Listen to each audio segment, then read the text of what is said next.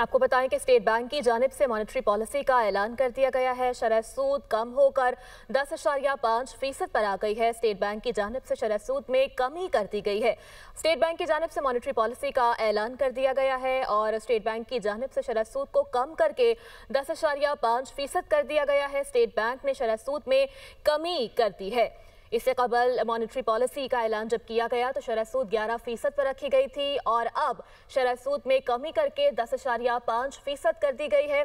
State bank ने शरह सूद में कमी कर दी है। स्टेट बैंक की जानिब से इजलास जारी था और अब इजलास के बाद स्टेट बैंक की जानिब से मॉनेटरी पॉलिसी का बाकायदा ऐलान कर दिया गया है। शरह सूद कम करके 10.5% कर दी गई है। स्टेट बैंक ने शरह सूद में कमी कर दी है। स्टेट बैंक की जानिब से शरह सूद में कमी कर दी गई है। इजलास जारी था आज और इजलास के बाद ये फैसला सामने आया है कि स्टेट बैंक की जानिब से शरह सूद में कमी कर दी गई है। कमी करके 10.5% कर दी गई है मॉनेटरी पॉलिसी। स्टेट बैंक ने मॉनेटरी पॉलिसी का ऐलान कर दिया। शरह सूद कम करके 10.5% कर दी गई है। मजीद क्या तफसीलात है जान लेते हैं। हमजा गिलानी ने हमें ज्वाइन कर लिया। हमजा बताइएगा, शरह सूद में कमी का ऐलान कर दिया गया है। जी बिल्कुल, स्टेट बैंक ऑफ पाकिस्तान ने नई मॉनेटरी पॉलिसी का ऐलान कर दिया है। स्टेट बैंक ऑफ पाकिस्तान ने 50 बेसिस पॉइंट की कमी कर दी है। 11% से कम करके स्टेट बैंक ने नई शरह सूद 10.5% कर दी है और ये 1.5 माह के लिए नई पॉलिसी का ऐलान किया है। इन्फ्लेशन रेट चूंकि 5 to 6% था तो इसको सामने रखते हुए इंटरेस्ट रेट को कम किया गया है, जबकि इंटरनेशनल ऑयल प्राइसेस भी कम हो गई हैं और आइंदा आने वाले दिनों में पेट्रोलियम मसनूआत की कीमतों में भी कमी की जाएगी। तो स्टेट बैंक ऑफ पाकिस्तान ने रवां साल की आखिरी और रवां माली साल की चौथी नई मॉनेटरी पॉलिसी का ऐलान किया है, जिसमें 50 बेसिस पॉइंट की कमी की गई है। शरह सूद को गुज़िश्ता 3 दफा से मुस्तहकम रखा जा रहा था, बिलाखिर शरह सूद में कमी की गई है और 11% से घटा के 10.5% कर दिया गया है। नई मॉनेटरी पॉलिसी कमेटी का इजलास हुआ था स्टेट बैंक ऑफ पाकिस्तान में, जिसकी सदारत governor State Bank Jamil Ahmed ने की थी और उसमें मुआशी एदाद शुमार का जायजा लिया गया था। उसके बाद ये फैसला किया गया है। बजरिया एलानिया स्टेट बैंक ऑफ पाकिस्तान ने मॉनेटरी पॉलिसी का ऐलान किया है और नई मॉनेटरी पॉलिसी के ऐलान में शरह सूद को 11% से घटाकर 10.5% कर दिया गया है।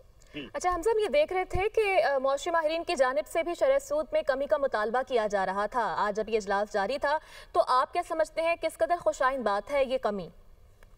बिल्कुल, इस खबर को बहुत ज्यादा पॉजिटिव लिया जाएगा। इंडस्ट्रियल सेक्टर में भी, इंडस्ट्रियल सेक्टर ने तो खैर डिमांड की थी कि सिंगल डिजिट में लाया जाए क्योंकि इन्फ्लेशन जो है वो 5 to 6% है, लेकिन स्टेट बैंक ऑफ पाकिस्तान ने मोहतात रवैया अपनाया क्योंकि आइंदा आने वाले दिनों में ये कयास रवैया की जा रही है कि पेट्रोलियम डेवलपमेंट लीवी लगा दी जाएगी, तो इससे हो सकता है कि इन्फ्लेशन जो है वो 7 to 8% और 8% से भी बढ़ जाए। तो इस हवाले से स्टेट बैंक ऑफ पाकिस्तान ने मोहतात रवैया अपनाया है, लेकिन पाकिस्तान स्टॉक एक्सचेंज ने इस खबर को पहले ही एब्जॉर्ब कर लिया था और जबरदस्त तेजी हमने देखी थी। तो यही तमाम अवामिल है जिसकी वजह से इंडस्ट्रियल सेक्टर का जो एतमाद है वो आने वाले दिनों में बहाल होगा। बहरहाल overseas investor chamber of commerce ने इस फैसले का खैर मुकद्दम किया है और दीगर बिजनेस कम्युनिटी की तरफ से भी इस फैसले का खैर मुकद्दम किया जा रहा है।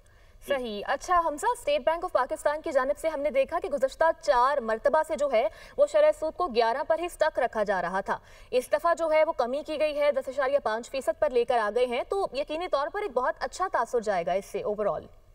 जी बिल्कुल, इससे डिजिटलाइजेशन इंक्रीज होगी, सरमाया जो है वो बैंकों से बाहर निकलेगा और स्टार्टअप्स में इन्वेस्ट होगा। जब इंडस्ट्रियलाइजेशन बढ़ेगी तो ऑब्वियसली हमारे एक्सपोर्ट के जो नंबर्स हैं वो बेहतर होंगे और चूंकि हम लोग इंपोर्ट बेस्ड कंट्री हैं तो यकीनन इससे लोकलाइजेशन भी इंक्रीज होगी। तो क्वेश्चन मौजूद है अभी भी कि इंटरेस्ट रेट को कम किया जा सके, क्योंकि हमारे जो इन्फ्लेशन के नंबर्स हैं वो अभी भी सिंगल डिजिट में है और इंटरेस्ट रेट जो है वो अभी भी डबल फिगर में है। तो खित्ते में अभी भी पाकिस्तान का जो इंटरेस्ट रेट लेवल है वो हाई है, तो अभी भी गुंजाइश मौजूद है, लेकिन मोहतात रवैया अपनाया स्टेट बैंक ऑफ पाकिस्तान ने क्योंकि फ्लड के जो डिजास्टर्स हैं। ठीक है हमजा गिलानी, साथ ही रहिएगा।